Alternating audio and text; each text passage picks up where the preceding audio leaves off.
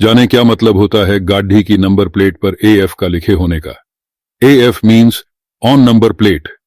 कई वाहनों की नंबर प्लेट पर AF लिखा होता है, जिसका मतलब होता है अप्लाइड फॉर। लेकिन क्या आप इसका मतलब और कारण जानते हैं? यदि नहीं तो आइए इस लेख में इसके कारण और मतलब के बारे में जानते हैं। आपने अक्सर कुछ गाड़ियों पर नंबर प्लेट पर AF लिखा देखा होगा। गाड़ी नई हो या पुरानी, प्रत्येक वाहन को मोटर वाहन अधिनियम 1989 के तहत पंजीकृत होना चाहिए। बिना किसी रजिस्ट्रेशन नंबर के गाड़ी चलाना गैर कानूनी माना जाता है।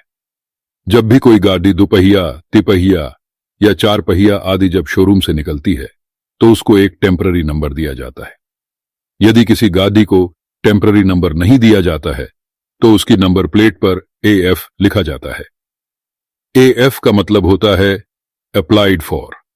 इसका मतलब यह है कि गाड़ी के मालिक ने गाड़ी के नए नंबर के लिए अप्लाई किया हुआ है और जब तक गाड़ी का परमानेंट नंबर नहीं मिल जाता है तब तक उसको नंबर प्लेट पर AF या अप्लाइड फॉर लिखने की छूट दी गई है।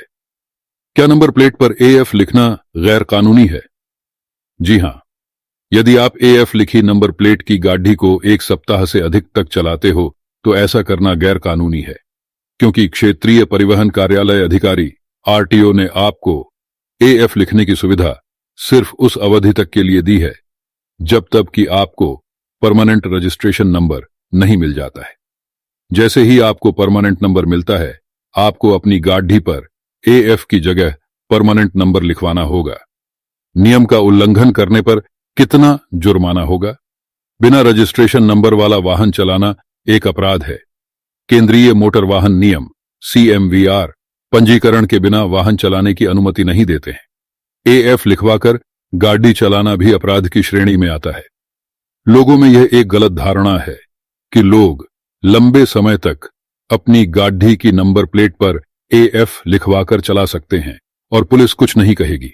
ऐसा सोचना गलत है और यदि आप बिना नंबर की गाड़ी चलाते पकड़े गए तो आपको 1000 रुपये तक का जुर्माना या आपकी गाड़ी भी जब्त की जा सकती है। नंबर प्लेट के माध्यम से गाड़ी के मालिक का पता कैसे करें? नियमानुसार वाहन पंजीकरण संख्या एक सप्ताह के भीतर प्राप्त कर लिया जाना चाहिए। हालांकि जांच अभियान के दौरान अधिकारियों ने पाया कि लोगों ने 1 महीने बाद भी वाहनों का पंजीकरण नहीं कराया था। हालांकि अधिकांश मामलों में यह डीलरों की गलती है। जिन लोगों को अपने डीलरों से वाहन पंजीकरण संख्या प्राप्त करने में समस्या आ रही है, वे RTO के साथ शिकायत दर्ज कर सकते हैं। अधिकारियों ने पाया है कि लगभग हर डीलर ने नियमों का उल्लंघन किया है। अब RTO के पास यह अधिकार है कि वह नियमों का उल्लंघन करने वाले डीलरों का ट्रेड सर्टिफिकेट के खत्म करने का नोटिस दे सकता है। प्रत्येक डीलर को अलग अलग प्रकार के वाहन बेचने के लिए अलग अलग ट्रेड सर्टिफिकेट लेने पड़ी DDHते है। डीलर द्वारा नए वाहन के लिए जारी किए गए ट्रेड सर्टिफिकेट नंबर को पंजीकरण संख्या नहीं माना जाना चाहिए।